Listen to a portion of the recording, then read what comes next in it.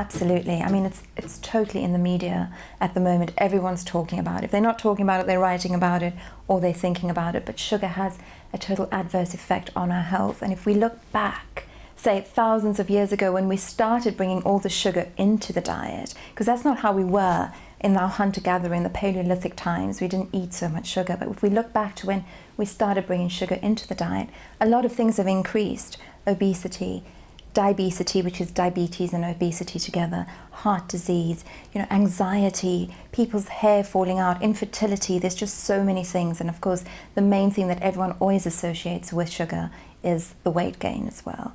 So yes, sugar is bad for us, and the amount of sugar that we're eating currently as humans is just truckloads of the stuff.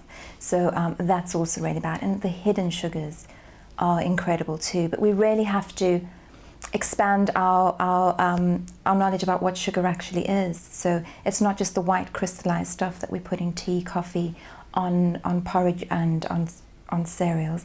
It's really hidden in everything that's white, sweet and fluffy. So white bread, white pasta, white flours, white sugar, brown sugar, and all these sauces that we get in all these ready-made foods that are on the market today. There's a lot of research at the moment, and it's showing that we're eating about 10 to 20 times what we were eating before.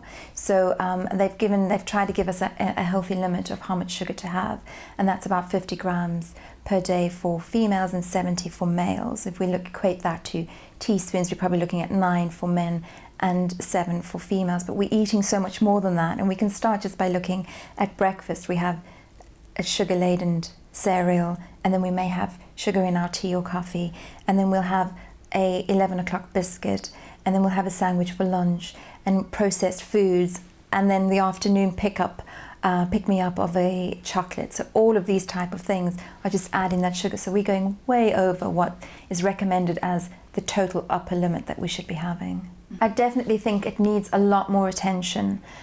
When we eat sugar, it actually works on the opioid receptors in the brain, so it's as or even more addictive than cocaine, for example, where cocaine will stimulate one section of the brain. Sugar lights up that whole addiction center like Oxford Circus Christmas lights. It's all twinkly and all bright, and we actually get really addicted to that. So when we don't have sugar, then we have the typical withdrawal symptoms, headaches, irritability, jitteriness. Our blood sugar has been sent into this total roller coaster that when we don't have sugar, we really hit those lows, and people don't understand what's going on, but it's actually that addiction or that withdrawal to sugar. So there has to be a social responsibility taken somewhere when we're looking at the tycoon supermarkets, or we're looking at the government regulations. Someone has to take a social responsibility as to why we're eating so much sugar and why it's allowed.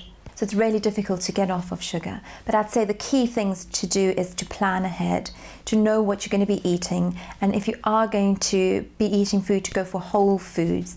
If you are going to be eating out, choosing varieties of whole foods. And it's actually difficult in today's day and age when there's loads of processed foods around. So first of all, start a diet of whole foods. And if you are having the processed foods, look at those labels at the back.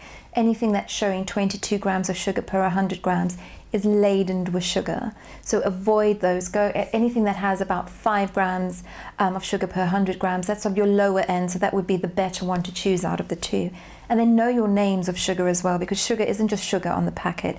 It's dextrose, it's maltodextrose, it's maltose, it's honey, it's corn syrup, it's there's so many different names that you have for sugar. So if you're reading an ingredient and it starts with sugar and then glucose and then corn syrup, that's basically 3 different types of sugars right in there. And the closer it is to the beginning of the ingredients list, that's the higher level of that will be in the food.